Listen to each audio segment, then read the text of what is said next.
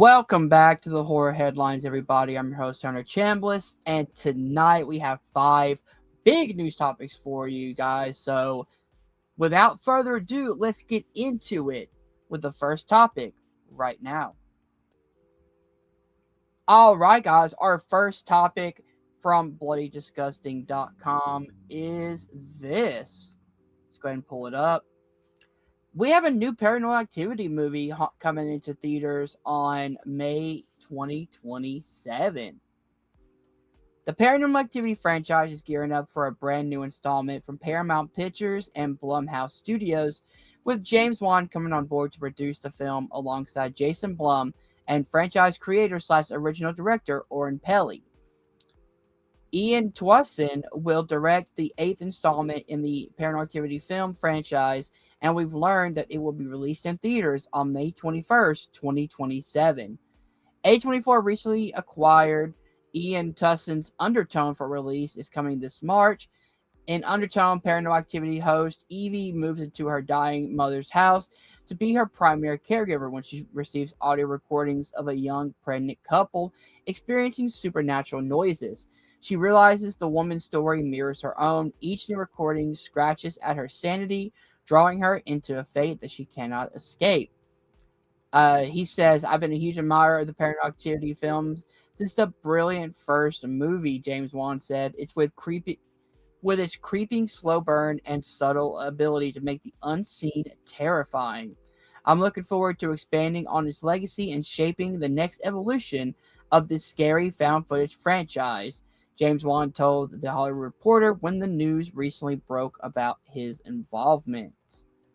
So, I am actually excited for this. I love the first 2 Paranormal Activity movies. I think they are done so well at building tension and building this kind of anticipation of what's to come, especially in the first one where you have those night scenes where maybe something doesn't happen and it tricks the audience into, when we see the time speed up, that we're expected to look at the screen and catch every little detail, because you never know what's gonna come up.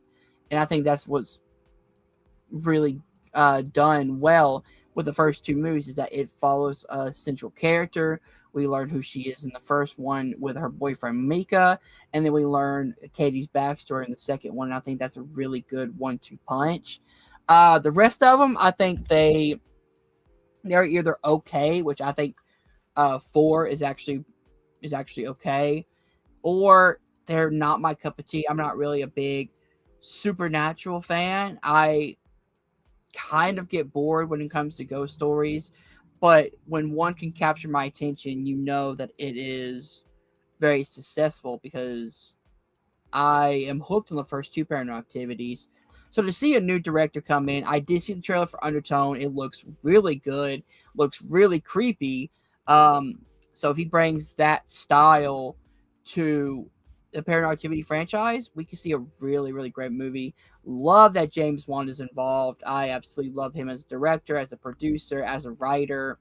So to see him involved with this under Blumhouse Studios, which are hit and miss, this sounds promising to me, and I hope that they knock it out of the park, because I love to be surprised, and I love to be kind of taken aback about how good a movie is. And I think this could be one that very surprised me. So, guys, what do you think about a new Paranormal Activity movie coming out in May of 2027? Let me know in the comments below. Are you a fan of the franchise, or are you like me, where you like the first 2 and the rest kind of goes downhill for you? Let me know in the comments below. And let's move on to our next topic. All right, guys, our next topic, again from BloodyDisgusting.com, is this. We have a prequel for The Conjuring coming. The Conjuring First Communion is set for a 2027 release date. While The Conjuring Last Rites closed out the main film series, sending off Patrick Wilson and Vera Farmiga, the Conjuring universe isn't over. Warner Brothers has dated the prequel film The Conjuring First Communion for a September 10th, 2027 release, just in time for the Halloween season. The plot details remain under wraps at this time, of course, but the prequel comes from director Roderick Hart from a script by Richard Negg and Ian Goldberg. It's not certain if Patrick Wilson and Vera Farmiga's Ed and Lorraine Warren are coming back, though it's not likely. Deadline notes that Warner Brothers had the September date in 2027 on hold previously. Hart's credit includes the short films Transylvania, Trigger, and Real, and he's also directed music videos for musicians Jim and Yimvu. Most recently, he directed a TV series titled, and I'm going to butcher this, I apologize, Le Monde Médic de Jerome Kamendu. I am super sorry for butchering that. There are currently 9 films in the Conjuring universe: The Conjuring, Annabelle, Conjuring 2, Annabelle Creations, The Nun, Annabelle Comes Home, The Conjuring, The Devil Made Me Do It, The Nun 2, and last year's The Conjuring, The Last Rites. Matt Danto recently ranked every single movie in the article. Franchise producers Peter Safran previously said there's so much more to it that we haven't dug into. So the truth is, I think I'm really excited. I think there are really exciting ways to go with both films and television. Frankly, it would be incredibly satisfying. People have been on this journey with us for dozens of years now, and I think they want more. A Conjuring Universe television series is also in the works. So, my thoughts on another Conjuring movie. First off, overall the franchise, there are a few in these franchises that I absolutely love. I love the first 2 Conjuring movies in the main series. I love Annabelle Creations. And I thought Annabelle Comes Home was really fun. The rest of them, I'm hit and miss on. I absolutely hate the original Annabelle movie. I think they really butchered what that could have been. The Nun and Nun 2 are just very boring. And The Curse of La Llorona, while not in the main timeline, I thought was also boring. So, the fact that we're getting another movie in the franchise, I kind of expected to see that coming, because these movies make so much money for Warner Brothers. It would be kind of ridiculous for them to not make another movie in advance. So the fact that this is a prequel and we're kind of seeing Ed and Lorraine Warren in a younger role is interesting. What story are they going to tell? What case are they going to do? I know the case of Ed and Lorraine Warren are the real people, are scam artists pretty much. So what story could you tell? Overall, I'll definitely see it.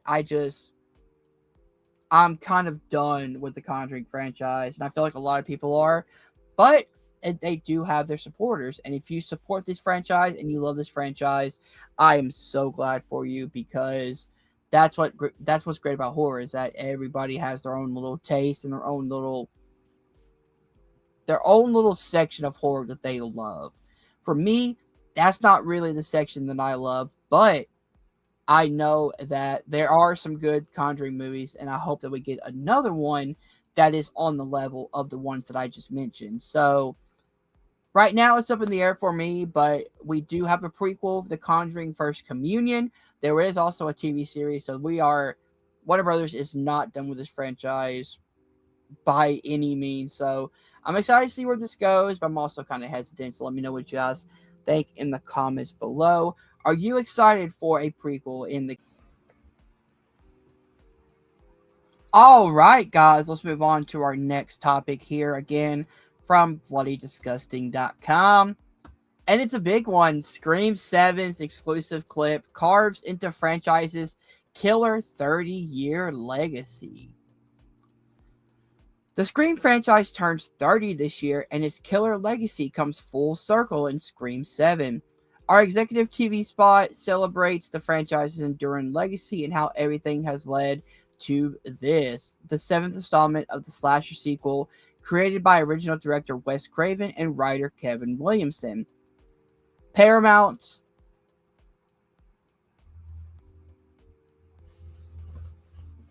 watch below as the clip rewinds to 1996 to chronicle Cindy Prescott's enduring battle with Ghostface, one that brings her daughter into the mix in the upcoming sequel.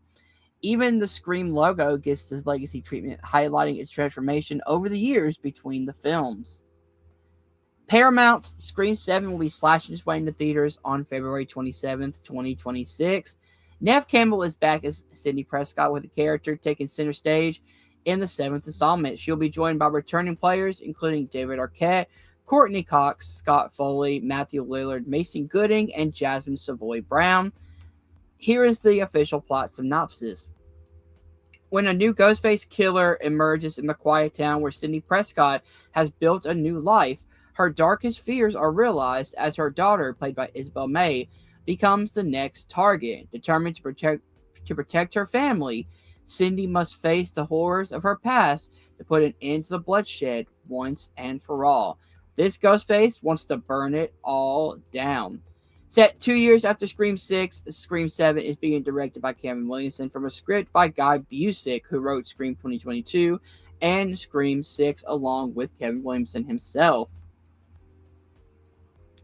All right, as you guys can see, that is the new poster. There is the new teaser. So, my thoughts on this as a huge Scream fan. I have a Scream tattoo, and I got a little Ghostface right here watching me. I love this. I love that this trailer, which was only about 35 seconds long, it tied in the old guard and the new guard very, very well, because we got clips from our favorites, like from Scream 1, we got Cindy talking on the phone with Ghostface for the first time. We've got a lot of these iconic shots, but then they also mix in some of the new stuff from the first trailer for Scream 7. Like, we saw Ghostface talking about how, I'm not going to kill your daughter unless you're there to see it. We've got, I believe, a new line in there where Ghostface is saying something like, this time it's personal because your daughter wasn't there, but now she is, so I have a new target. We've got so many of the other clips. We got a scene in the trailer of a insane asylum, so I'm excited to see what the asylum plotline is going to be. Is that where Stu Macher is, or is that where Gail's character is going to go to investigate more on who this Ghostface killer could be? I love that there's so many questions. I am still hesitant about Scott Foley, especially coming back, and David Arquette coming back as well, because, well, one, Scott Foley plays Roman Bridger in Scream 3. He was shot in the head. There's no way he can come back. And I know some people don't like it, and some people didn't like it. I loved Dewey's heroic death in Scream 5, because that's what that character would do. He's somebody who would risk his life. He has risked his life, just being a police officer in Woodsboro. But he gives his life up to fight Ghostface one last time. And this is when Dewey's at his lowest. So I like that story of Dewey finding out who he is finally and going out on the shield. And it would suck a lot for me if they just ignored that and just had him come back like nothing happened. Because then you don't have stakes. And I think these movies need to have more stakes. I know I agree with some people that in Scream 6, there wasn't really any stakes because our main characters weren't going to die. I don't mind that because I do love Chad and Mindy as characters, and I do not want to see Chad die. But I get why people are saying that that's unrealistic and that a main character should have died, because they did that in Scream 5 as well, where that movie has stakes. So I'm worried slightly that they're going to retcon the Dewey's death because a lot of people want David Arquette back. I love David Arquette. I love the character Dewey, but I think we need to let this character go and move on to the next generation, which is Cindy's daughter, her friends. Isabel May is a great actress. Let's have her take on this role. I'm okay with Matt Lillard coming back. I've been up and down about it. Like, realistically, would he be alive? No. Do I care that much? No. Um, Matthew Lillard is a national treasure and one of my favorite actors. So see him come back to the role that made him famous, the role that a lot of people know him for, Stu Macher. I'm super excited. You can hear his voice at the end of the trailer as well. So there's so many questions leading up to Scream 7 coming out in a little under 1 month, and I am super excited. I will be there day one to see it. So, guys, what did you think of the Scream Legacy trailer? Let me know in the comments below. Are you excited for Scream 7? If you are, please let me know, and let's have a discussion down below. Let's move on to our next topic. All right, guys, our next topic is also from BloodyDisgusting.com. Mike Flanagan's The Exorcist is releasing in theaters in March of 2027. Mike Flanagan is bringing The Exorcist back to the big screen with a brand new take, and the film has been dated for a theatrical release by Universal Pictures. Mike Flanagan's The Exorcist will be released in theaters on March 12th, 2027. Scarlett Johansson and Jacoby Jupe are leading the new movie's cast. Flanagan, the horror master behind The Haunting of Hill House, Midnight Mass, and Doctor Sleep, is writing and directing the all-new story set in the Exorcist universe. Plot details remain under wraps at this time, but we know that the upcoming film is not a remake of the 1973 horror classic or a sequel to 2023's The Exorcist Believer. Flanagan is producing via his Red Room's picture banner alongside Jason Blum for Blumhouse, Atomic Monster, and David Robinson for Morgan Creek Entertainment. Flanagan previously stated, "This is an opportunity to do something that I believe has never been done within the franchise, something that honors what came before it, but isn't built on nostalgia. I just saw it as an opportunity to make the scariest movie I've ever made. I know expectations are high. No one is more intimidated than I am." So, first off, hearing those words, that response by Mike Flanagan gets me even more excited because I thought Doctor Sleep was absolutely terrifying. I love Haunting of Hill House. I love Midnight Mass. So if he's saying that this is his scariest project, what is that going to mean? Because all of those projects had such great tension building and such great, smart jump scares that I'm super excited to see what he can do with this iconic horror franchise. Now, I did not mind The Exorcist Believer as much as most people did. I do agree that the last half of this movie, towards the end, was really bad, and they shouldn't have done that to the legacy characters. But overall, I like the way they were touched on different religious topics. I think that's where Mike Flanagan can do really great work. If you've watched Midnight Mass, you know that movie is about literally a small town and religious beliefs versus disbeliefs versus believing in a higher power and believing in the real aspect of it and the science behind it. So the fact that he was able to take that as a central story and give us that with vampires, I think is really, really cool. One of my favorite projects he's done. But now he's taken that religious aspect of God versus the devil, and is the devil real, and is this possession real, and he's bringing that into a universe like The Exorcist where you don't you can do anything you want in this franchise.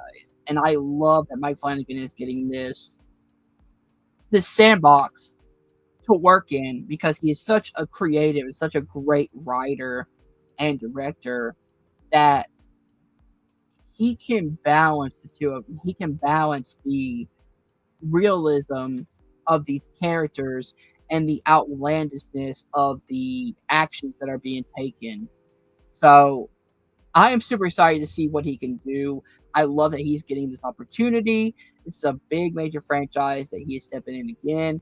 So I will always believe in Mike Flanagan. So guys, are you as excited as I am for Mike Flanagan's The Exorcist? Let me know in the comments below. And let's move on to our next topic. All right, guys, our last topic for the day comes again from BloodyDisgusting.com. And we're going to talk about The Bride. Maggie Gyllenhaal is reimagining The Bride of Frankenstein as a wild punk love story in The Bride trailer. So let's get into this. The Bride of Frankenstein gets to tell her own punk rock story in the trailer for Maggie Gyllenhaal's The Bride, a fresh take on the horror classic story. The iconoclastic take on the iconic horror hit story hits theaters in IMAX on March 6th via Warner Brothers. It was James Welles' classic and Elsa Lancaster's iconic portrayal that sparked Gyllenhaal's interest in reimagining the tale. The filmmaker explained at a press conference ahead of the trailer's debut below, but with one caveat: the bride would be the main character this time. Moreover, Gyllenhaal's punk rock version of Frankenstein and his bride will turn the lovers into outlaws in a vision of 1930 Chicago. The style comparisons to Bonnie and Clyde are by design per the director. She says, I was interested in subverting a classic movie style. So yes, Bonnie and Clyde, Badlands, and even Metropolis. Now think about a movie like Wild at Heart that does subvert those classic movie things in a David Lynch way, which is different than my way. The trailer gives us a closer look at Jessie Buckley's bride and her resurrection, but Gyllenhaal provides even more insight into her character. The bride comes back to life not knowing who she is and without any points of reference, without any compass to figure out who she is. So, what does she need? What is her agenda? Part of it is to just figure out who she is now. There's been so many movies, so much literature, so much written, made, and thought about with men in that position. Who am I? Who am I really? And so that's another real motivation for her is who am I? The Bride is ultimately a love story with Christian Bale playing the bride's lover, Frankenstein. Gyllenhaal revealed that while Frankenstein's loneliness from the source's novel holds true, Bale's version will be drastically different. She says, I realize Frankenstein's so lonely, and we hint at it a little bit in this trailer. He doesn't have anyone to talk to, and his primary relationship before we meet him is with a movie star. Because a movie star is someone you can imagine you have a relationship with, and they don't know you at all. Also, Frankenstein, whose face is so scary and whom people run screaming when they see him, he's safe in the dark, Gyllenhaal told the press.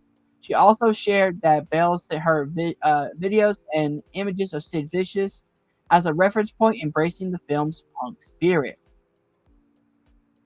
She says, I really pulled from the book in some ways, and that Frank in the book is like, he's so vulnerable. He's so full of need and hunger, and he's also so smart. I mean, Frankenstein in the book just hangs out in a barn and listens to people and learns French. That's hard to do. And so I needed somebody with all those characteristics and also tough. Also, he's done some fucked up stuff, this monster, as monsters do. As I would say, we all do. So I needed someone who could hold all of that at the same time. The massive aspect of and to be able to hold the monstrous in a way that lets us look at it and go, yeah, okay, I don't bash people's heads in personally, but there are many parts of me that have that kind of rage. Annette Bening, Peter Skarsgård, Jake Gyllenhaal, and Oscar winner Penelope Cruz will also star in The Bride. So, I watched this trailer a few times, and the more and more I watch it, I get very excited because, as they said, this is a punk rock spin on a classic horror movie monster tale. I love the original Bride of Frankenstein. I think Elsa Lancaster does a fantastic job. But my main problem with that is I wanted to see more of the bride. I wanted to see more of her after the bride is created, and I think that is what the stories can tell very well. Seems like we're gonna get a lot of moments of her as the actual bride of Frankenstein, which is really cool. And they're also going to make this into a Bonnie and Clyde type story where they're monsters. So obviously, when people see monsters, what's the first thing people do? They go and chase after them because they're trying to get rid of what they perceive as danger.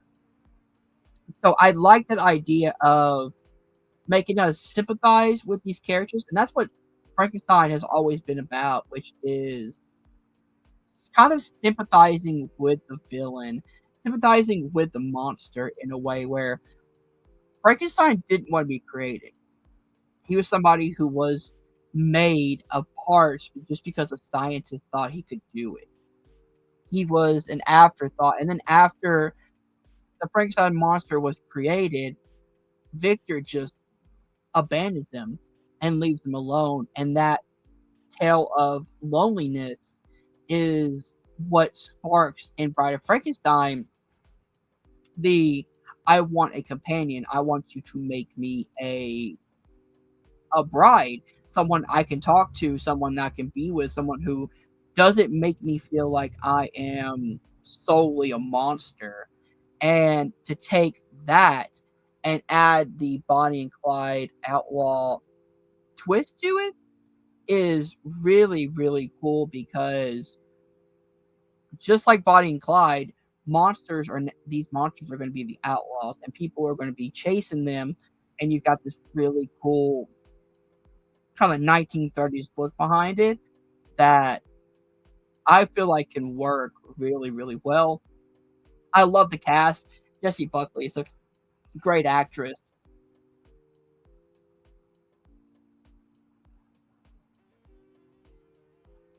Jake Gyllenhaal is an insanely good actor. Christian Bale is an Oscar level actor, and you've got Maggie Gyllenhaal behind the camera, which I don't know if this is her first feature. I don't remember if she's done any before, but just this style in the trailer gets me very interested. This is the type of movie that I love. I love the outlandish, the cyberpunkish, the kind of pop punk, kind of out there style. And I'm super excited to see what Maggie Gyllenhaal can do when she takes that version, makes them outlaws, and it's set in this really cool 1930s Chicago era. So I'm very excited for the Bride. We've been getting a lot of Bride or a lot of Frankenstein content lately, and I absolutely love it. So, guys, let me know what you think about the trailer for the Bride in the comments below. Are you as excited as I am with this new spin on the Bride of Frankenstein? Let me know down below. Thank you guys so much for joining me tonight. I hope you guys did enjoy these news stories. That has been 5 of the biggest new topics in the world of horror. Thank you guys so much for supporting us. Remember to like, share, and subscribe to Welcome to Prime Time. And remember, stay scared.